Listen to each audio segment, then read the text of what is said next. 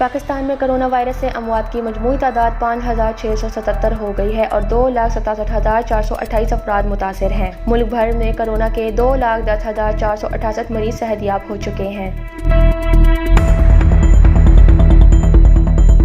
पाकिस्तान में corona cases की तादाद तेजी से कम हो रही है और national command and operational centre की जानिब से जारी एदाद-ओ-शुमार के मुताबिक गुज़श्ता 24 घंटों में कोरोना के सिर्फ 1,332 केसेस रिपोर्ट हुए और 38 अफराद का इंतकाल हुआ।